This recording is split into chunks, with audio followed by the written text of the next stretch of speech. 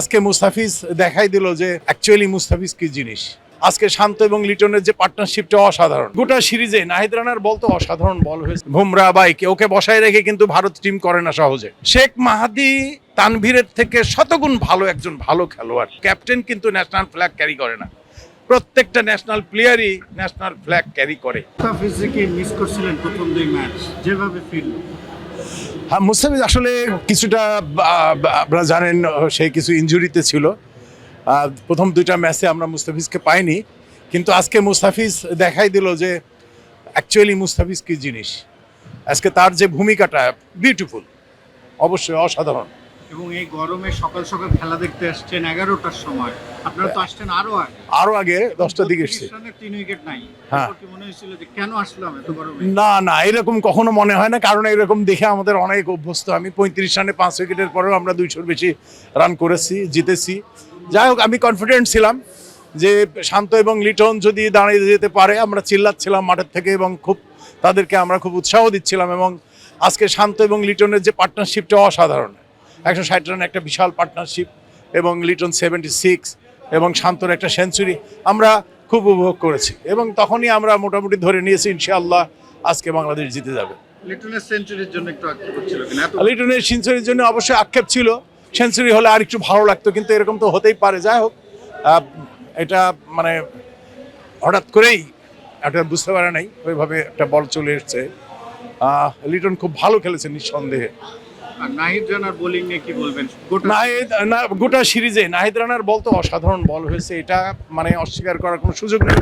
এবং নাহিদ রানাকে যদি আমরা একটু খেয়াল রাখতে হবে যে নাহিদ রানাকে আমরা ব্যবহার করতে হবে, তাকে হ্যাঁ রেস্ট দিতে হবে। রেস্টও আমরা চাই, রেস্টও দিতে হবে, কিন্তু আমাদের সামনে ওডিআই ওয়ার্ল্ড কাপ, তাকে আরও ম্যাচিউর করতে গেলে তাকে কিন্তু খেলাতে হবে।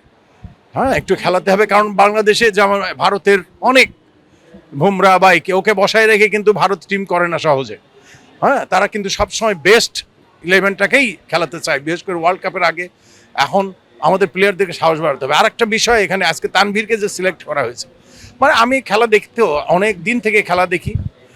আমাদের বিশেষ করে একটা বিষয় আমার খালি খুব আশ্চর্য লাগে যে শেখ মাহাদি এবং তানভীর দুইজনকে যদি পাল্লায় ওজন করা যায়, শেখ মাহাদিকে শুধু টি-20-র প্লেয়ার বানায় রাখা হয়েছে। এই যে বিষয়টা, এটা ওয়ার্ল্ডের কোনো দেশে এইরকম আমার মনে হয় সিল মারা এরকম নাই।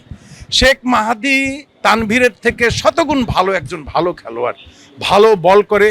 এবং আজকে যেখানে তানভীরকে শরীফুলকে যেই সময় নামানো হলো, আজকে আপনি খুব ভালো করে খেয়াল করেন, আজকে যদি এই জায়গায় শেখ মাহাদি থাকতো, আমরা নিশ্চিতভাবে আরও 20-25 রান বেশি হতো, তাই না?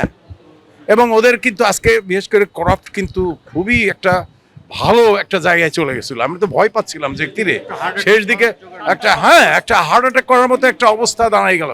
এবং বিশেষ করে তানভীরকে ওই সময় বলে আনাটা, এটা আমি খুব ভালো লাগে নাই, কারণ শরীফুলের বল ছিল, মুস্তাফিজের বল ছিল, রানার বল ছিল, মিরাজের নিজের বল ছিল, তাই না? যাই হোক, তারপরও এটা ক্যাপ্টেন সিদ্ধান্ত নিয়েছে যে তানভীরকে যেহেতু আনা হয়েছে, দেখা যাক না সে কি করে। তো অ্যাকচুয়ালি তানভীরকে দিয়ে আমাদের ওয়ানডে অন্তত আমার মনে হয় না ভালো কিছু আমরা আশা করব। মিরাজ বোলার ইউজে কিছু আমার মনে হয় আরও একটু পারদর্শী হওয়া উচিত, আরও একটু চিন্তা ভাবনা করা উচিত বোলিং ব্যবহার ক্ষেত্রে। এটা খুব গুরুত্বপূর্ণ, একটা ক্যাপ্টেনের সবচেয়ে গুরুত্বপূর্ণ বোলিং।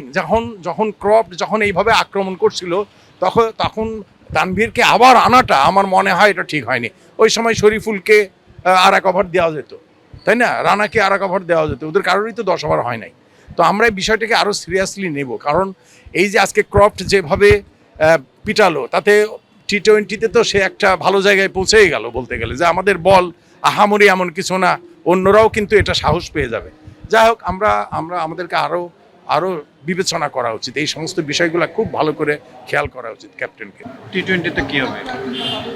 টি-20তে আপনি জানেন, টি-20তে আমাদের নতুন কিছু প্লেয়ারকে ইনক্লুড করা হয়েছে। আমাদের মুস্তাফিজ, রানা, তাসকিন, এদেরকে রেস্ট দেওয়া হয়েছে। তারপরে সাকলাইন খারাপ বলার না, আমি ওকে দেখছি বেশ ভালো ইয়র্কার দিতে পারে।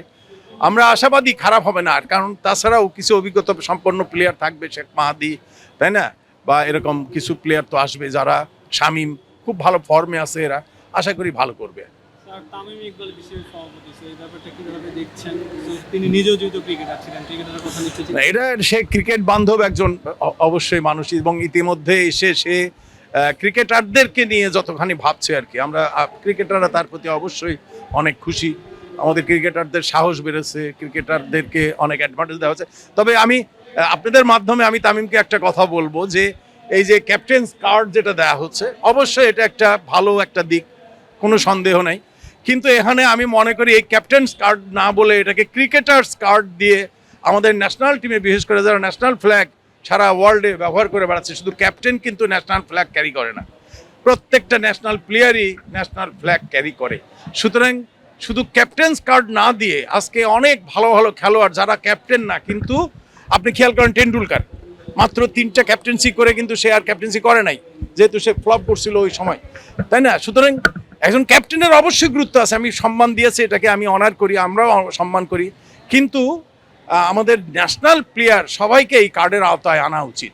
সমর্থকদের কি কার্ড দেওয়ার দরকার